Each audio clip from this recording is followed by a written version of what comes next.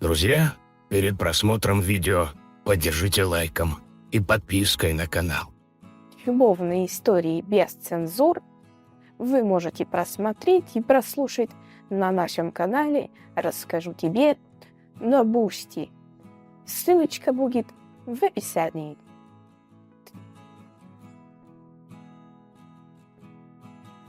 Когда мне исполнилось 18 лет, я закончил учебу, и мои родители развелись, а отец привел в дом другую женщину. Сначала я возненавидел отца и его новую жену, особенно ее, ту, которая разрушила нашу семью, кто заставил мою маму плакать. Мама не выдержала такого унижения и уехала в свой родной город, чтобы там начать новую жизнь. Тем более, что там уже несколько лет пустовал ее семейный дом, за которым изредка присматривал мамин брат. Наша семья считалась состоятельной, и вопрос денег никогда не был проблемой. Так что после окончания школы я без труда поступил. Однако, так как учиться мне предстояло в столице, мне пришлось остаться с отцом. В нашем загородном доме было 8 спален, поэтому вопрос проживания в ином месте даже не поднимался. Единственная причина, по которой я решил пока пожить с отцом, была задуманная мной месть. Теперь немного о моей горячо любимой мачехе. Высокая, стройная блондинка могла свести с ума любого парня, но почему-то выбрала своей целью моего отца. Хотя ясно почему, ради его денег. Однако мой отец никогда не был глупцом и не забыл внести в их брачный контракт пункт о измене. Если моя мачеха будет увлечена в измене, то будет выброшена на улицу буквально без ничего. Виктория, так ее звали, была на 15 лет младше моего отца и на 12 старше меня. Сейчас единственным шансом для нее закрепиться в нашей семье это было забеременеть от моего отца, который в последнее время, как я знал, начал испытывать некоторые проблемы с этим делом. Не знаю, виной этому стал возраст или постоянные переживания на работе.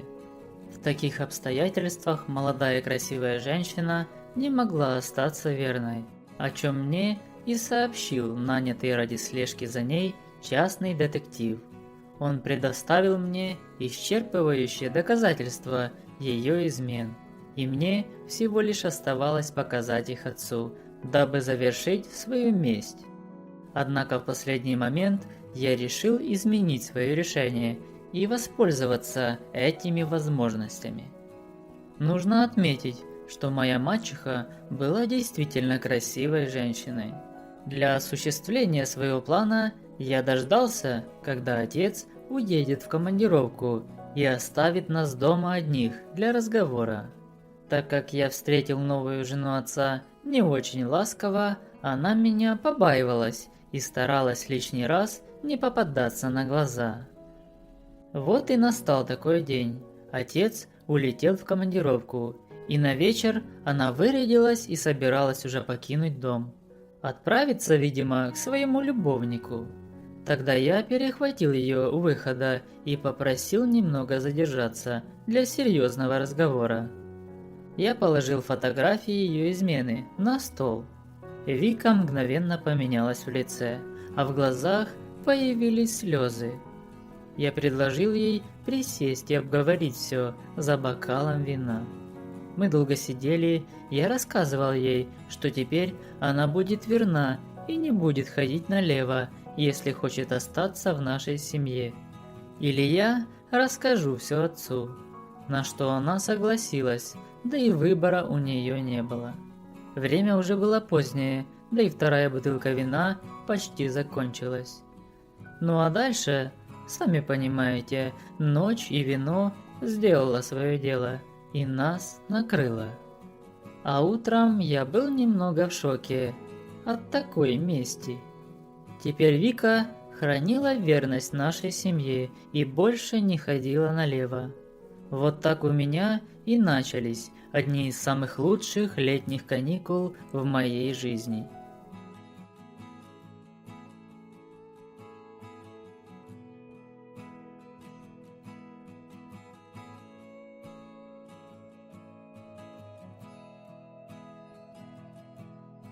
Alright, everyone's presentations are done. Nick, the manager, said as he tried to move the discussion forward. Excuse me, I haven't. I recently found out something. Nick interrupted me and began to speak. There's apparently someone in this department who didn't graduate high school and is just a part-timer. Meetings should be for employees only. Absolutely right.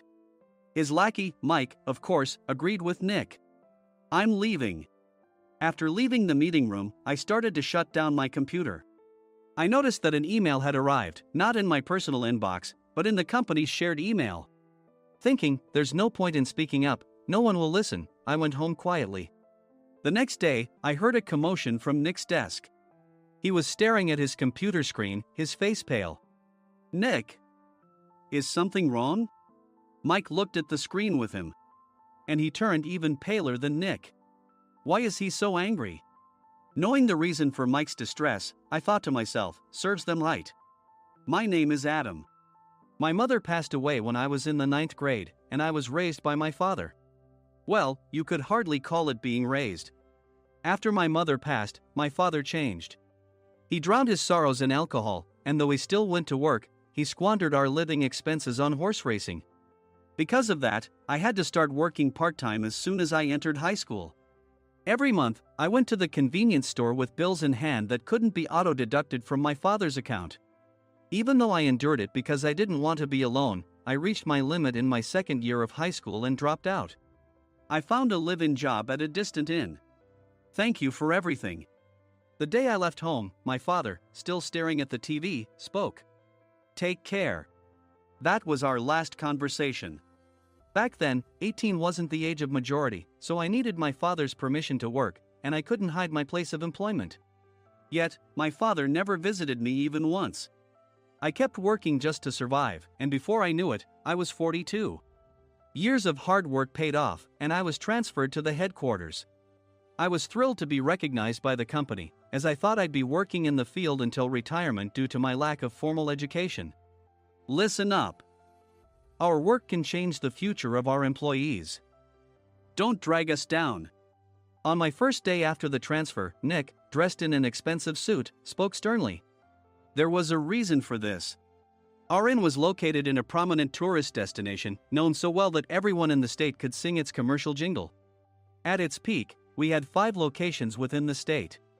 But that was long ago. Due to financial difficulties and aging facilities, only the place where I had worked for many years and the original establishment remained. I was prepared to lose my job anytime, but now there was a glimmer of hope. With the rise of social media, the tourist area where the inn was located started gaining attention again.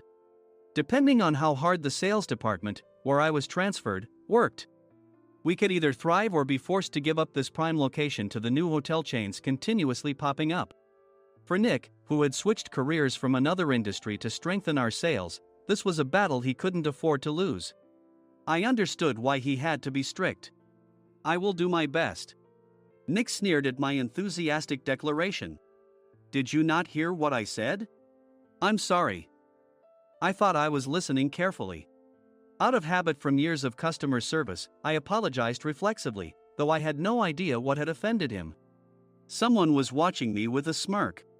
In this department, there are those who are expected to excel and those who have been shoved here because they have nowhere else to go. You are the latter. It was Mike, the section chief. He's 7 years younger, at 35. But he was called to headquarters much earlier than I was and had been moving around within the headquarters ever since. I'm not jealous, but I can't accept that he's my boss. Graduating from a prestigious university, he has an unusually high pride and caused many problems as a newbie, making things very difficult for me when I was the front desk leader. When I found out Mike was transferred to the sales department a month before me, I was disheartened. Mike is right. With just a middle school diploma, there's not much you can do. Don't even think about achieving results. As if I didn't exist, Nick remarked, I'm thirsty. Mike eagerly ran to the coffee maker. It seems Mike is Nick's lackey. I regretted being happy about my transfer to headquarters, wishing I had stayed on site forever. Send a direct mail to every company on this list by the end of the day. Nick only assigned me tasks that even a new graduate could handle. What? There are over 1,000 companies. You want me to send to all of them by today? Yes, if you and your fellow misfits split the work, even those with nowhere else to go should finish by today. I glanced at the employees typing away expressionlessly. They were worn out from customer service, only thinking about leaving on time, or were women reassigned after having children. With zero motivation for work. Even Sam, a new graduate from the same university as Mike, who was supposed to be among the expected achievers, had no enthusiasm for the job. Having joined the company wanting to do customer service. I don't care what they say, I plan to quit any time, he said. Only Nick and Mike were highly motivated, making all the decisions between the two of them. I originally only wanted to work at the inn to survive and had no particular attachment to this job. I swallowed my words, thinking I had no right to reprimand them. About a month after the transfer, Nick told us with a frustrated look. To commemorate the 50th anniversary, we've decided to create a plan exclusive for one group per day. Originally, Mike and I were supposed to come up with it, but our president, Mr. Thompson, insists on hearing everyone's opinions. So, you all get a chance. As Nick explained, Mike began handing out prints. Make sure not to embarrass Nick. If your ideas are half-baked, you'll have to redo them. It seemed that they had printed his handwritten notes by Mr. Thompson, which included several questions and a section for free responses. It made sense why Nick had to seek our input, given that all responses had to be submitted to Mr. Thompson. We were given a week to think about it, and a meeting was scheduled to compile our ideas. My plan is to let guests enjoy both the old and modern America. Nick began the presentations. Guests would watch a master confectioner at a nearby traditional sweet shop make sweets in front of them. The welcome drink would be premium tea in a bottle. Nick's plan was certainly attractive. After his presentation, Nick called on us to present in the order we were seated. Just as I stood up for my turn. All right, everyone's presentations are done. Excuse me, I haven't. I recently found out something. Nick interrupted me. There's someone in this department who didn't graduate high school and is just a part-timer. He was likely talking about me. I joined the company as a part-timer and was made a full-time employee when I turned 20. That was 20 years ago, so Nick and Mike probably had no chance to know until recently. Meetings should be for employees only. Absolutely right. After that, Nick kept creating opportunities to solicit everyone's opinions, purposefully excluding me from speaking. The meeting unexpectedly heated up and went past the scheduled end time. A few people asked to leave, and the discussion continued with the remaining few. Still here? Normally, you'd leave in that situation. Though I had no attachment to the job initially, hearing kind words from customers made me want to make them happier. For someone like me, with nowhere to go, the inn was my home and customer service was my life. I felt pathetic about my current self. I'm leaving. I left the conference room and started shutting down my computer. I noticed an email had arrived, not in my personal inbox, but in the company's shared email. Thinking no one would listen to what I had to say anyway, I quietly went home. The next day, while preparing the DM as instructed, I heard a commotion from Nick's desk. In his haste to stand up, he hit his knee on the desk. He stared at his computer screen, his face pale. Nick! What's wrong?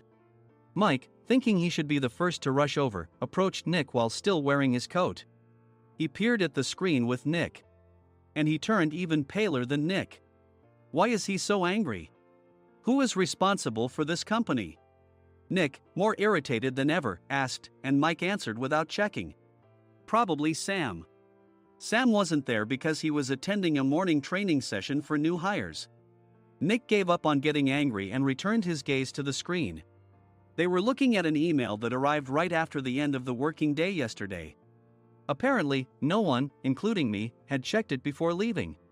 The email was from a large company that used us for their annual employee trips. The president and executives of that company also frequently used our services personally. President of the company, Mr. Mason himself, had declared that neither he nor his company would ever use our services again. Well, some companies cancel their employee trips or stop using our services due to financial struggles. Let's just move on. Mike kept wiping the sweat from his forehead with a handkerchief. Knowing why Mike was so agitated, I quietly watched their interaction. Do you know how much revenue we get from that company? We can find other guests to fill the rooms, but we'll lose the banquet costs, gift shop revenue, rental car fees, and more. Moreover, the gifts were supposed to be prepared by the traditional confectionery shop involved in Nick's proposed plan. If it's known that we incurred such a huge loss at this critical time, Nick's position in the company would be jeopardized.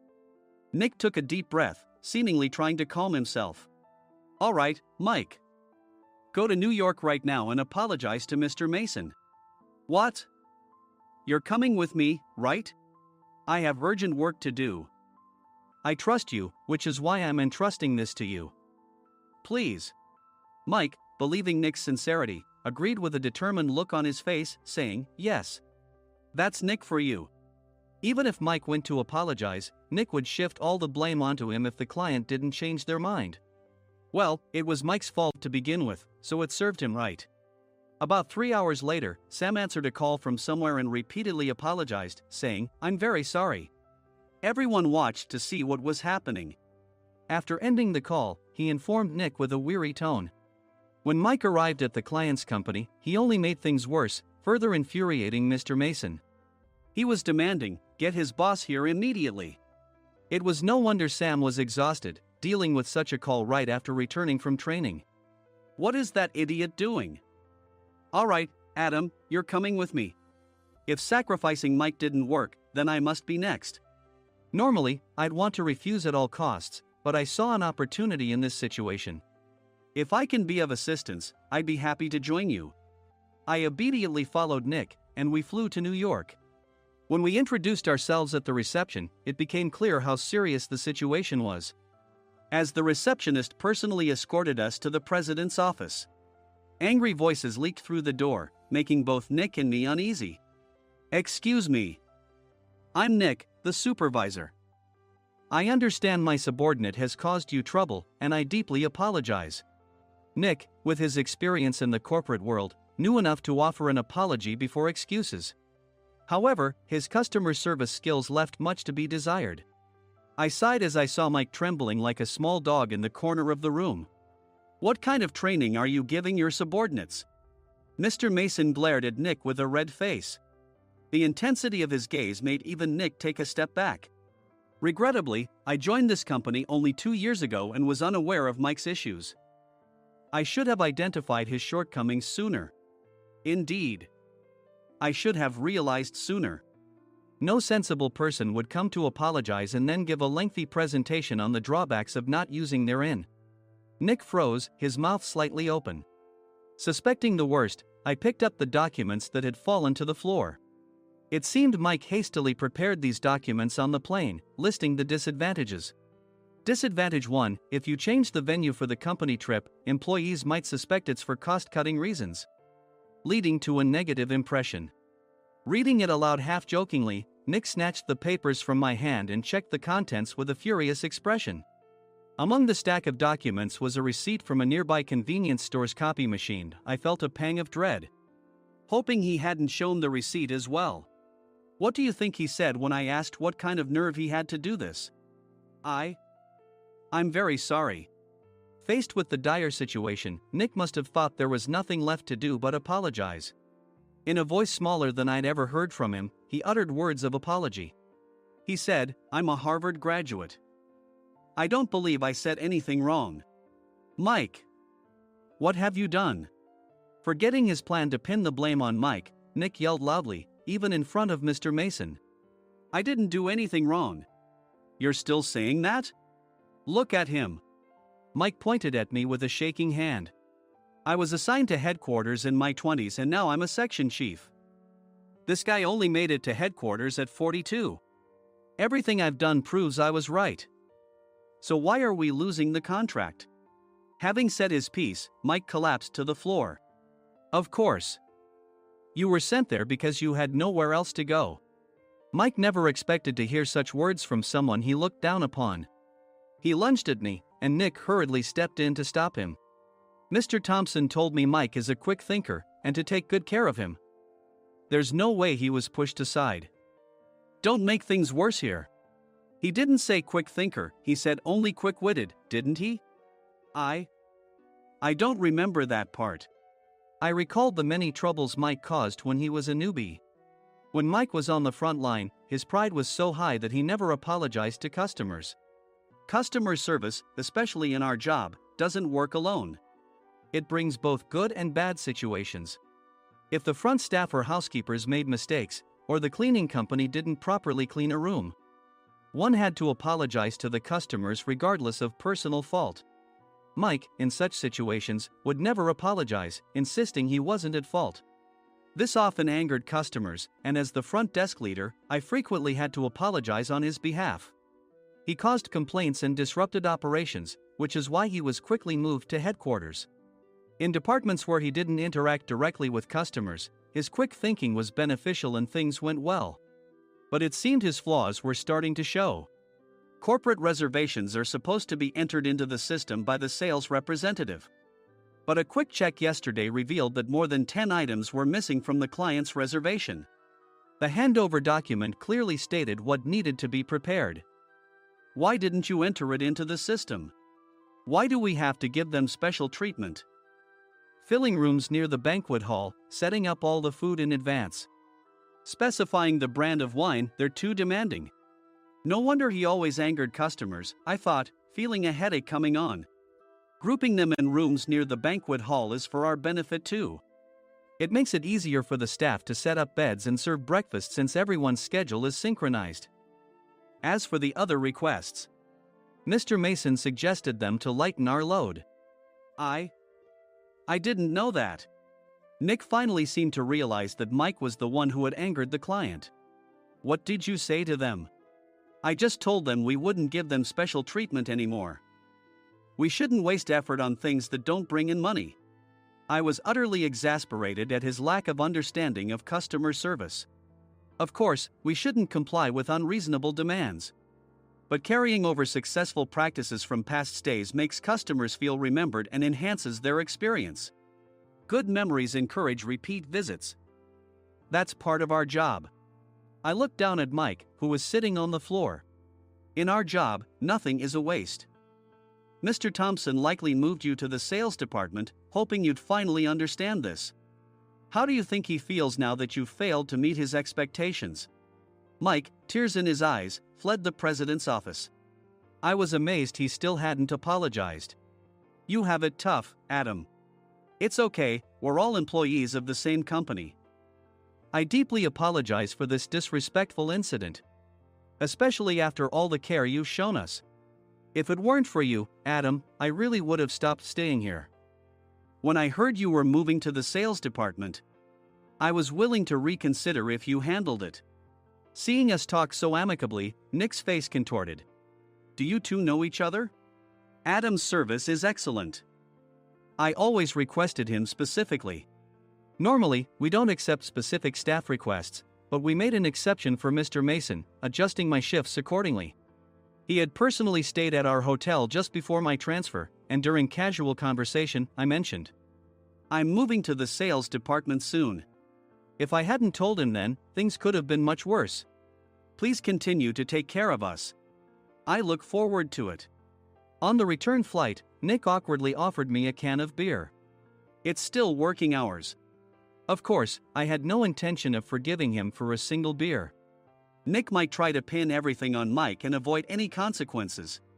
While pondering this, a startling fact came to light.